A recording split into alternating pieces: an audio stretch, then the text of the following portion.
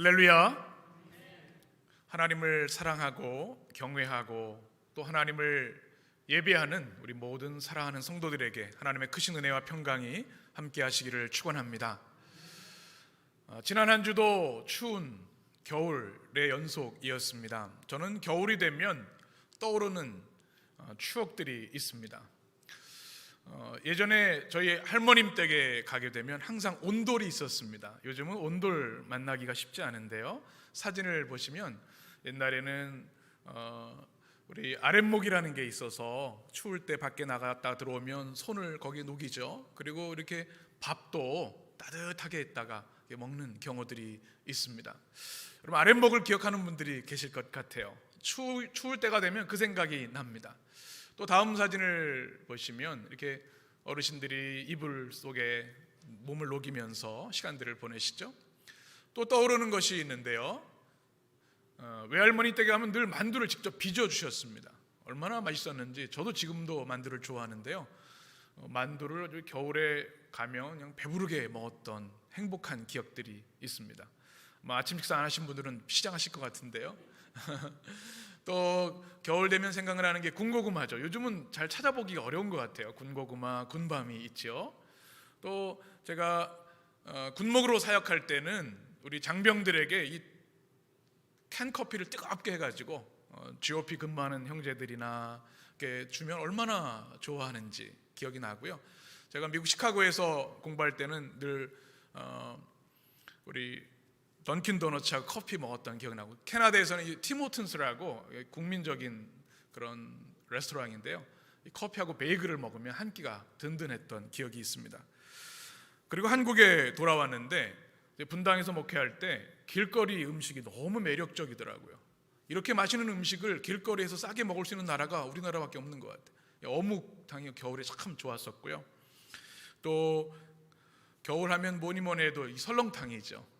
제가 지금까지 먹어본 설렁탕 중에 제일 맛있는 거는 이용영 장로님이 끓여주신 설렁탕 기억이 나는데, 한국 사람들에게는 이 소울푸드, 영혼의 양식인 것 같아요. 이 모든 음식을 다 이기는 건 설렁탕인 것 같습니다. 저는 이 겨울의 추억들을 떠올리면서 이런 기도를 했습니다. 하나님, 우리 해림교회가 따끈한 설렁탕 같은 교회가 되면 좋겠습니다.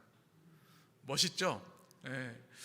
추운 겨울에 몸을 녹이고 마음을 녹이고 하나님의 말씀과 은혜와 찬양으로 영혼이 따스해질 수 있는 교회가 된다면 얼마나 좋을까.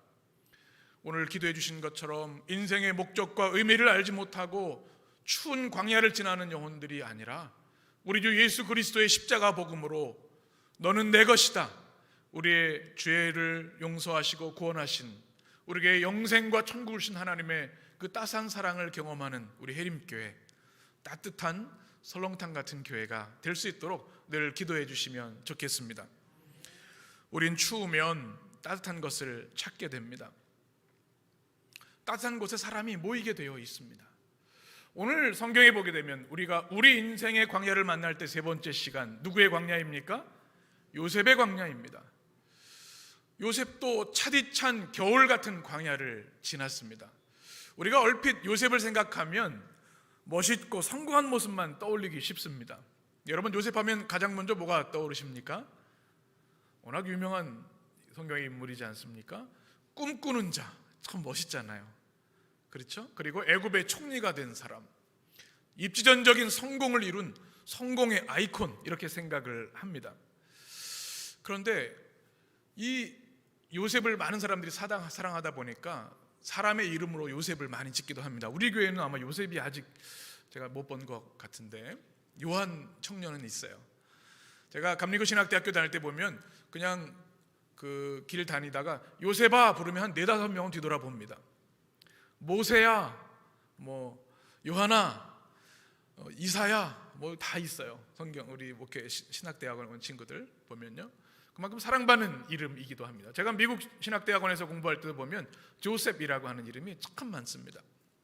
그만큼 많은 성도들이, 또 크리스천이 아닌 사람들도 이 요셉의 삶을 흠모하고 사랑합니다. 그는 정말 멋진 삶을 살았고 성공의 삶을 살았다고 생각하기 때문에. 그런데 창세기를 잘 읽어보면 그의 성공에 대한 이야기는 굉장히 적은 분량이고요, 대부분은 그가 차디찬 겨울 같은 광야를 지나는 모습이 성경에 기록되어 있습니다. 아마 사람들이 나도 그렇게 성공하고 싶고 복받고 싶다 하는 마음 때문에 요셉의 그 많은 기억들을 가진지 모르지만 성경은 적나라하게 그의 고통의 시간, 눈물의 시간, 좌절의 시간, 광야의 시간을 가감없이 우리에게 소개하고 있습니다. 그런데 요셉은 그 가운데에도, 그의 인생의 광야 가운데에도 하나님을 믿는 신실한 믿음, 부동의 믿음, 오직 하나님만을 신뢰하는 신실한 믿음으로 이 광야를 이겨냈습니다. 오늘 말씀을 통해서 광야에서도 우리를 만나신 하나님의 신실하심과 요셉의 빛나는 믿음을 함께 만날 수 있게 되기를 축원합니다. 요셉이 만난 광야는 어떤 광야였을까요? 첫 번째, 요셉의 광야는 가정의 광야였습니다. 무엇의 광야라고요? 참 역설적인 이야기죠. 가정은 세상에서 가장 따뜻한 곳이어야 합니다. 부족해도 용납되고 용서하고 무한히 신뢰해주고 보듬어주는, 전쟁 같은 세상에서 힘들고 지쳐 날아올 때 가정은 우리에게 안식처와 피난처가 되어주죠. 그런데 가정이 광야라니요, 참 불행한 일이 아닐 수 없습니다. 이 세상에도 가정이 참으로 이상적이고 가장 중요한 공동체임에도 불구하고 이런저런 크고 작은 문제로 신음하고 아파하는 가정들이 참 많은데요, 요셉의 광야는 그 최고에 올려 있습니다. 오늘 말씀 2절 말씀을 보면 이렇습니다. 같이 읽겠습니다. 야곱의 족보는 이러하니라. 요셉이 17세 소년으로서 그의 형들과 함께 양을 칠 때에 실바의 아이들과 더불어 함께 있었더니 아버지에게 말하더라. 아멘. 창세기 37장에서 이제 요셉을 설명하는데 그의 아버지 야곱의 이야기를 합니다. 그런데 이 말씀만 봐도 심상치 않은 가정이에요. 그의 아버지의 아내가 한 명이 아니라는 거죠. 그리고 빌하와 또 그의 여종들의 아이들과 요셉이 놀고 있었어요. 이 가정에 어떤 스토리가 담겨 있는 것일까요? 먼저 그의 아버지를 살펴볼 필요가 있습니다. 우리가 잘 알고 있는 이스라엘의 3대 족장 누굽니까? 야곱입니다. 사진을 한번 보시면 야곱은 우리가 너무나 잘 알고 있는 거죠. 형 에서가 있죠. 털이 많으면 에서입니다. 사냥을 하는 형이 있었는데 배고픈 형에게 팥죽으로 장자권을 산, 이 야곱이라는 이름이 원래 속이는 자, 사기꾼 이런 뜻입니다. 기발한 사람이죠. 그 다음 보시면 도망가다 베델에서 하나님의 임재 체험을 하게 됩니다. 그리고 거기서 제단을 쌓고 예배를 드리죠. 그리고 이제 그가 큰 부자가 되어서 형과 화해하러 가던 중에 그 다음 사진을 보여주시면 야복강에서, 그죠? 천사와 씨름하는 장면, 그리고 환골 뼈가 부러지는 장면 우리가 기억합니다. 그리고 분이엘의 아침을 맞았던 야곱, 천사와 씨름해서 이겼던 바로 야곱이 요셉의 아버지였습니다. 이 야곱은 그의 이름이 뭐로 변합니까? 이스라엘로 변하죠. 그래서 이스라엘 민족의 조상이 되는 아주 위대한 인물입니다. 그런데 그의 가정은 그렇게 평안하지 않았습니다. 아내가 몇 명이었을까요? 4명입니다. 가정을 보려면 도표를 보아야 할 정도입니다. 한번 보시죠. 아까 그 사진을 보시면 이렇게 자녀들이 있어요. 4명의 아내의 자녀들이 13명이죠. 디나가 딸이어서 형제는 12명입니다. 이스라엘 12지파가 여기서 나온 거죠. 레아와 라헬을 잘 알고 계시죠? 라반의 딸들입니다. 그리고 그의 여종들이었던 빌하와 실바를 통해서 12아들이 있는데 요셉이 몇째입니까? 11번째입니다. 여러분 이 가정 한번 상상해 보세요. 다 어머니가 달라요. 그리고 나이가 또 달라요. 오늘 말씀 1절에 소개한 이유가 요셉이 11번째이니까 서열이 한참 밑이에요. 그래서 레아와 라헬의 자녀들이 아니라 여종들의 아이들과 놀게 한 겁니다. 야곱이 17살이 됐을 때 말이죠. 큰 시기 질투가 있었을 겁니다. 아버지의 사랑을 더 받고 싶었을 거예요. 그런데 이 가정의 불행은 바로 아버지로부터 시작이 되는데 오늘 3절 말씀을 같이 읽겠습니다. 요셉은 노년에 얻은 아들이므로 이스라엘의 여러 아들들보다 그를 더 사랑함으로 그를 위하여 채색 옷을 지었더니. 아멘. 무슨 말일까요? 아버지 야곱이 다른 12형제보다 요셉을 더 많이 사랑했다는 거예요. 뭡니까 이게? 편애예요, 편애. 가정에서 가장 하지 말아야 할 것이 편애이지요. 물론 부모가 자녀에게 조금 애정에 차이가 있을 수는 있어요. 그러나 드러내면 안 됩니다. 그런데 이 야곱은 서슴없이 드러냈지요. 왜 그랬어요? 나이가 들어서도 늦둥이에요, 늦둥이. 그러니까 얼마나 우리 성도님들 가운데도 늦게 아이 얻으면 얼마나 예쁩니까? 그 사랑에 거기에 흘러가게 되어 있는 거죠. 그런데 결정적인 실수는 옷에서 차별이 납니다. 무슨 옷을 입혔어요? 채색 옷. 한번 사진을 보시면 컬러풀하죠. 영어 성경에는 팬시 코트라고 이렇게 번역을 했어요. 아주 화려한 거. 조셉스 코트 해가지고 이렇게 화려하죠. 색깔이 화려합니다. 우리 시대로 얘기를 하면은 형들은 시장에서 싸게 파는 거 떨이 옷을 입혔는데 요셉은 명품 백화점에서 명품 옷을 입힌 거예요. 그러면 그거 볼 때마다 어떻게 할까요? 화가 나겠죠. 왜 나한테는 저런 옷 안 입히고 요셉이 뭐가 잘났다고 저러냐고. 누가 잘못했어요? 야곱이 잘못했어요. 사랑하더라도 속으로 사랑하고 표를 내면 안 되는데 대놓고 광고를 하는 겁니다. 얘가 내가 제일 사랑하는 아이야.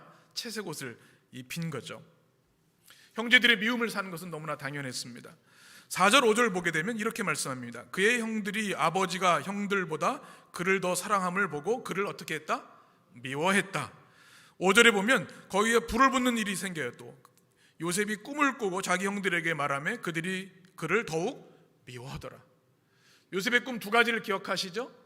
이 요셉의 꿈을 그린 화가들이 참 많은데요. 사진을 보시면 두 가지 꿈을 꿉니다. 곡식단들이 하나의 단에게 경배하는 거죠. 이 꿈을 꿨다 왜 얘기하는 거예요? 이 절 받는 게 누구예요? 나라는 거죠. 요셉. 형들이 화가 났을 것 같아요. 꿈이라고 그래도 그럴 수가 있냐. 그리고 해, 달, 11별 이야기를 하면서 그가 유명한 훌륭한 사람이 될 것이라고 이 꿈을 얘기해요. 우리말로 밉상처럼 보여요. 좀 가면이나 좀 있지. 아버지 편애하지. 지금 또 잘났다고 막 이러지. 미움을 받을 수밖에 없을 것 같아요. 그래서 11절 보게 되면 시기하되라는 말씀이 나오는데 이 단어는 질투가 나서 견딜 수 없다라고 하는 표현을 담은 단어입니다. 여러분 이 가정의 모습이 어떤지 이제 그림이 좀 그려지시죠? 아버지의 편애가 있어요. 또 요셉이 교만해요. 자기 꿈을 좀 혼자 가만히 품고 있지. 그 거룩한 꿈을 다 자랑해 버리니까. 그래 너 잘났다 이렇게 형들이 이야기했겠죠. 그런데 이 가정에 형들의 시기 질투도 죄악이죠. 우리 죄가 어디서 나옵니까? 마가복음 7장 23절에 보면 이렇게 말씀합니다. 이 모든 악한 것이 다 어디서 나옵니까? 속에서 나와서 사람을 더럽게 한다. 이 시기 질투가 이제는 살해 모의로 변화됩니다. 18절에서 20절 말씀을 같이 읽습니다. 요셉이 그들에게 가까이 오기 전에 그들이 요셉을 멀리서 보고 죽이기를 꾀하여 서로 이르되 20절 자 그를 죽여 한 구덩이에 던지고. 아멘. 보시면요 누가 온다고 얘기하고 있습니까? 꿈꾸는 자가, 드리머가 온다. 비아냥거리는 거예요. 아버지의 심부름을 받아서 형들에게 이제 형들이 잘 지내는지 알려고 갔는데 형들이 보고는 멀리서 야 꿈꾸는 자가 온다. 저 녀석 우리가 좀 이번에 한바탕 골탕 먹여주자. 그런데 그 정도가 아니라 구덩이에 던지자고 이야기를 합니다.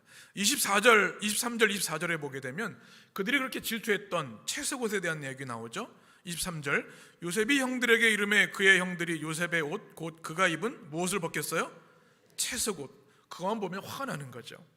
그를 잡아 어디에 넣습니까? 구덩이에 넣었다. 그런데 그 구덩이는 빈 것이라 기록하고 있습니다. 이 구덩이가 우리가 생각하면 잘 그림이 안 그려지는데요, 이 팔레스타인의 구덩이는 물을 저장하는 곳입니다. 그러니까 굉장히 깊습니다. 한번 사진을 보시면 그 요셉을 구덩이에 빠뜨리는데요, 그 깊이가 깊어서 물을 많이 모아놓는 곳입니다. 우기에는 물이 가득하기 때문에 빠지면 죽어요. 그런데 어떻게 해요? 건기여서 다행히 물이 없다고 성경은 기록합니다. 급한 죽음은 면한 겁니다. 그런데 거기 있으면 짐승들의 밥이 되기 쉽고요, 추위에 죽을 수밖에 없어요. 이 무서운 가정의 모습을 우리가 보게 됩니다. 이게 뭡니까? 살해 혐의입니다. 그런데 루벤 형의 이야기로 죽이지 말자, 또 유다 이야기로 또 그냥 그를 팔아버리자 하면서 28절 보게 되면 미디안 사람 상인들에게 팝니다. 얼마에 팝니까? 말씀을 보시면 은 20에 팝니다. 보통 당시에 성인 노예가 은 30을 받았는데요, 지금 요셉이 17살이어서 은 20을 받았습니다. 이게 뭡니까? 인신매매하는 거예요. 자기 동생을 죽이려고 했다가 또 두려우니까 종으로 팔아버린 겁니다. 여러분, 이때 요셉의 마음이 어땠을까요? 그 구덩이에 떨어져서 말이죠, 아버지의 편에도 있었고 형들을 지킬 수도 있지만 이렇게까지 내가 고통을 받아야 되는가? 이 요셉의 가정은 차디찬 광야와 다름 없었습니다. 여러분, 요셉의 가정을 보면서 어떤 생각이 드십니까? 우리가 흔히 드라마 보다 막장 드라마가, 이런 드라마가 없어요. 죽이려고 하고 인신매매 했으니까 말이죠. 우리 인생을 살아가다 보면 우리 가정도 때로는 우리가 원하지 않는 방향으로 큰 고통과 아픔을 경험할 때가 있습니다.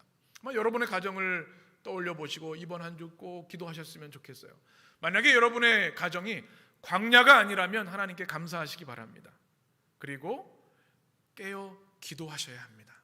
가정은 우리의 인생을 다 해서 기도하고 사랑과 섬김으로 잘 가꾸어야 할 가장 중요한 사명 중에 하나입니다. 그냥 행복한 게 당연한 것이 아닙니다. 하나님의 은혜이고 또 우리의 노력이 필요합니다. 만약 여러분의 가정이 광야와 같다면 어떻게 해야 될까요? 하나님께 그 모든 아픔과 눈물을 가지고 나와 기도해야 합니다. 그러면 하나님께서 그 깨어진 마음, 깨어진 가정들을 회복시켜 주실 줄 믿습니다. 우리가 가정을 위해 기도해야 하는 이유가 여기 있습니다. 그리고 우리 가정은 혈연의 가정을 넘어서 하나님 나라를 품은 가정이 되어야 합니다. 우리 그리스도인들이 우리 육신의 가정만을 사랑한다면 합당한, 또 하나님이 사랑하시는, 기뻐하시는 가정이 안 되겠죠. 우리 이 땅에 고통받고 아파하는 모든 영혼들을 향한 아버지 하나님의 마음을 품고 하나님의 가정, 하나님의 확장된 하나님 나라의 가정을 위해서 기도할 수 있어야 됩니다. 이 땅에 깨어지고 아픈 영혼들, 아픈 가정들을 위해서 하나님, 광야를 지나는 가정들을 치유하여 주옵소서. 교회가 그 사명 감당하게 하여 주옵소서. 또 우리 성도들의 가정에 주님, 광야의 가정이 치유의 가정 되게 하여 주옵소서. 여러분의 기도와 응답이 되시기를 주의 이름으로 축원합니다. 요셉이 만난 두 번째 광야는 억울함의 광야입니다. 어떤 광야예요? 억울한. 여러분, 우리가 일상생활 하다 보면 억울한 경우들 많이 생기시죠?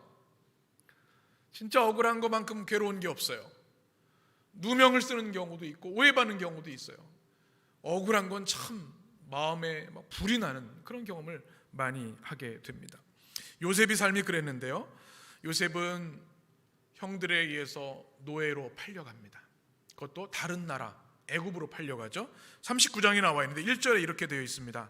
요셉이 이끌려 애굽에 내려가매 바로의 신하 친위대장, 애굽 사람 누구요? 보디발. 애굽의 친위대장이면 굉장히 권위 있는 자인데요, 그 가정에 노예로 팔려갑니다. 그 요셉의 마음이 어땠을까요? 채색 옷을 입고 왕자처럼 살던 그가 한순간에 다른 나라의 노예로 전락해버린 겁니다. 억울할 거예요. 그에게 부족함도 있긴 했지만 어떻게 나를 이렇게까지 할 수 있지? 아마 그 억울한 마음이 참으로 컸을 겁니다. 하나님께서 복을 주셔서 다행히 그를 가정총무로 삼아 주셨습니다. 4절 말씀을 4절 5절을 같이 읽습니다. 요셉이 그의 주인에게 은혜를 입어 섬김에 그가 요셉을 가정총무로 삼고 자기의 소유를 다 그의 손에 위탁하니 그가 요셉에게 자기의 집과 그의 모든 소유물을 주관하게 한 때부터 여호와께서 요셉을 위하여 그 애굽 사람의 집에 복을 내림으로 여호와의 복이 그의 집과 밭에 있는 모든 소유에 미친지라. 아멘. 하나님이 그를 얼마나 사랑하셨는지 그 버림받음 또 가정의 광야 속에서 그를 보디발의 집에서 인정받게 하셔서 가정 총무가 됐습니다. 신뢰받는 자료입니다. 그리고 요셉을 통해서 그 보디발의 가정까지도 축복하셨다고 성경은 기록합니다. 그런데 이것도 잠시뿐입니다. 어떻게 되죠? 바로 보디발의 아내 유혹에 또 위기를 당하게 됩니다. 누명을 쓰게 됩니다. 그가 잘못한 것이 없는데 그가 모함을 받게 되어져서 감옥에 가고 맙니다. 얼마나 억울할까요? 하소연할 데도 없어요. 노예이기 때문에. 여러분, 우리 인생에는 이런 경우들이 있습니다. 너무 억울한데 하소연할 것도 없고 이걸 풀어줄 방법이 없는 거예요. 언제까지 인내하고 참아야 하는지. 요셉이 지금 그런 삶을, 억울함의 광야를 지나고 있습니다. 그런데 우리가 이때 기억해야 할 것이 있습니다. 우리 인생이 100년의 이 땅의 것으로 끝난다고 한다면 억울함이 끝이 없을 겁니다. 그러나 우리 인생은 100년 후 흙으로 돌아가고 우리 영혼은 우리를 창조하신 하나님 앞에 반드시 서게 됩니다. 하나님은 의로우신 재판장이십니다. 세상은 법대로 하지만 보지 못하는 경우가 있고 잘못하는 경우가 있어요. 그러나 하나님은 정확무오한 의로우신 재판장이십니다. 세상에서 억울하게 한 자들을 하나님은 그냥 두시지 않는다는 거죠. 시편 1편 5절 6절의 말씀에 이런 말씀이 있습니다. 그러므로 악인들은 심판을 견디지 못하며 죄인들이 의인들의 모임에 들지 못하리로다. 6절 같이. 무릇 의인들의 길은 아멘. 악인들은 어떻게 한다고요? 이 말씀은 진실입니다. 하나님이 억울하게 한 자들을 그냥 두시지 않으십니다. 심판하시고 망하게 하신다 말씀하고 있습니다. 신명기 27장 19절 말씀 같이 읽습니다. 객이나 고아나 과부의 송사를 억울하게 하는 자는 저주를 받을 것이라 할 것이요 모든 백성은 아멘 할지니라. 아멘. 하나님은 반드시 악에 대해 심판하시는 심판장이십니다. 그리고 억울한 자들의 억울함을 풀어주시는 하나님이십니다. 아멘이십니까? 여러분, 다윗이 골리앗을 물리치고 인기가 올라가면서 억울하게 사울왕의 질투를 받습니다. 그를 죽이려고 했어요.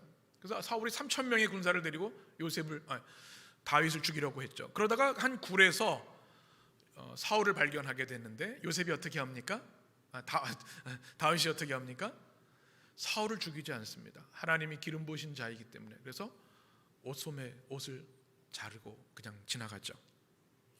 사무엘상 24장 15절에 다윗이 이렇게 기도합니다. 우리 같이 읽습니다.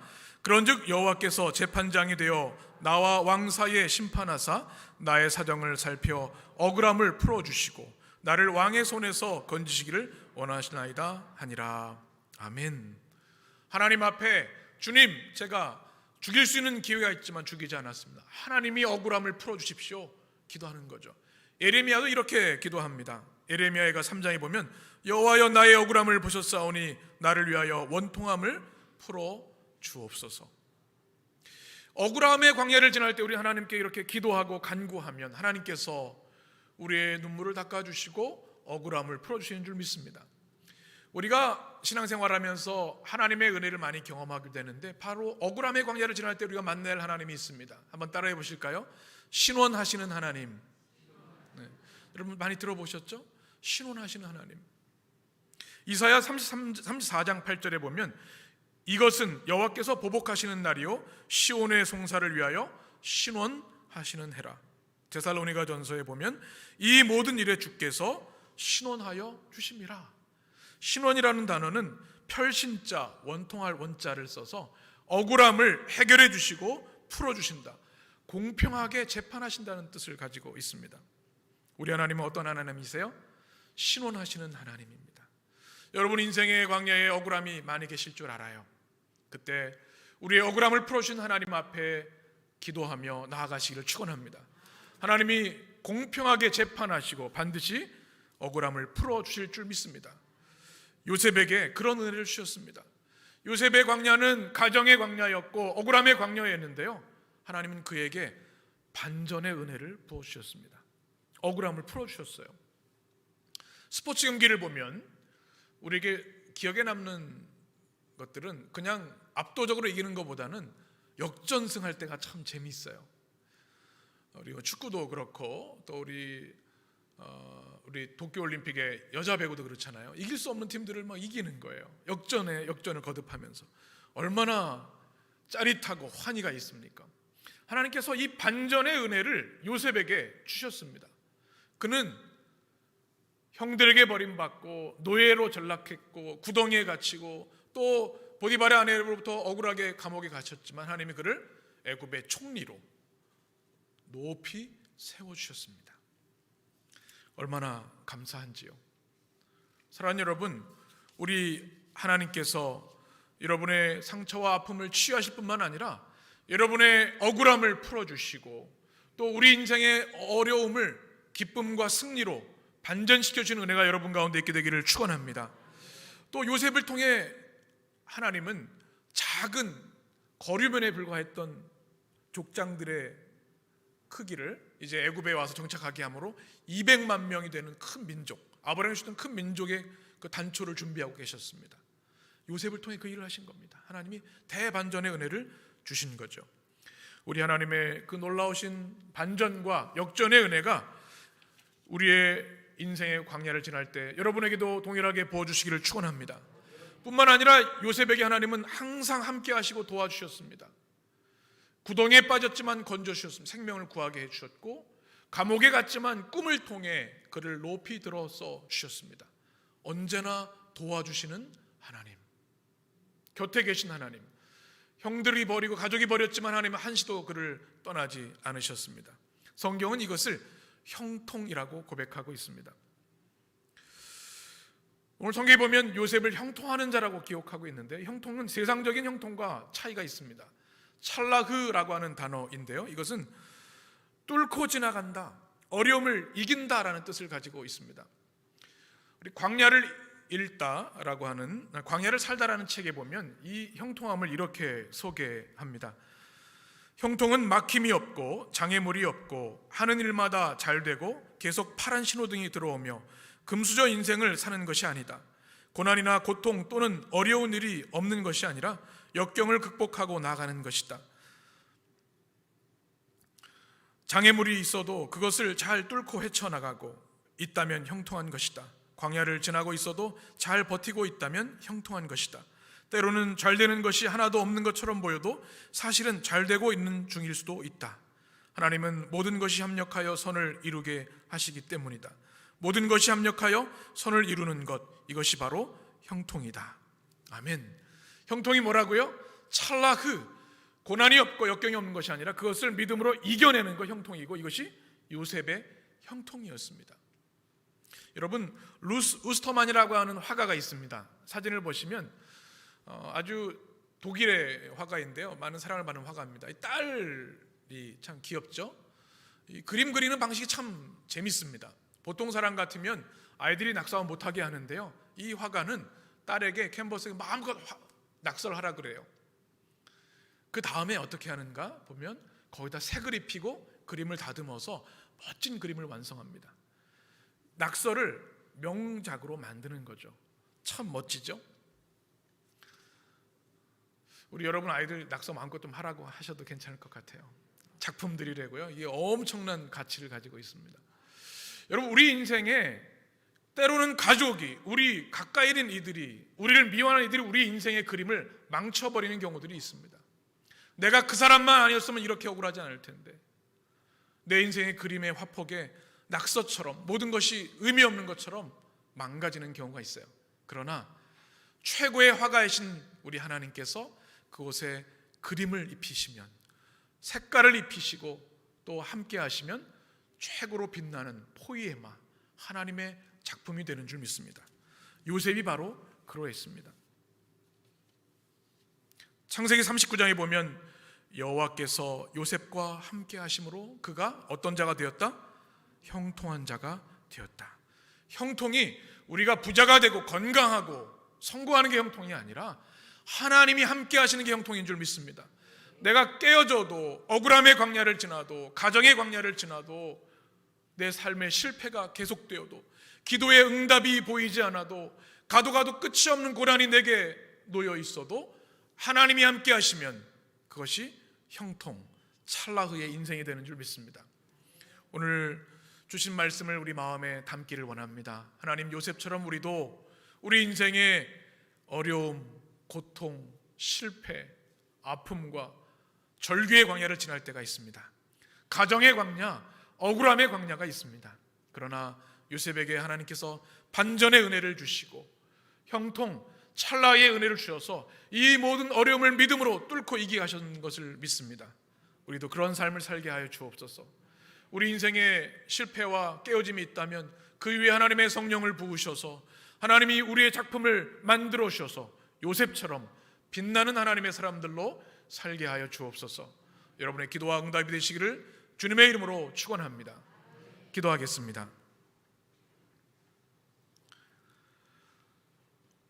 복 있는 사람은 악인들의 꾀를 따르지 아니하며 죄인들의 길에 서지 아니하며 오만한 자들의 자리에 앉지 아니하고 오직 여호와의 율법을 즐거워하여 그의 율법을 주야로 묵상하는도다. 그가 시냇가에 심은 나무가 철을 따라 열매를 맺으며 그 잎사귀가 마르지 아니함 같으니 그가 하는 모든 일이 다 형통하리로다. 아멘. 생명의 주 하나님, 우리의 인생에도 요셉의 광야가 있습니다. 가정의 상처와 아픔과 실패와 눈물도, 또 때로는 하소연할 곳도 없는 억울함과 눈물과 고통도 있습니다. 그러나 그러한 요셉의 광야에 하나님은 함께 하셔서 모든 순간 동행해 주셨고 위기에서, 웅덩이에서, 감옥에서 건져 주셨습니다. 우리 인생에도 반전의 은혜를 더딥혀 주시옵소서. 주님이 함께 하심으로 형통하게 하신 줄 믿습니다. 찰나흐, 이 어렵고 실패와 고통의 광야를 오직 믿음과 말씀과 하나님 믿는 신실한 믿음으로 승리하게 하여 주시옵소서. 그래야 요셉처럼 주님 찬란하게 빛나는 아름다운 믿음의 사람들로 살아가도록 축복하여 주옵소서.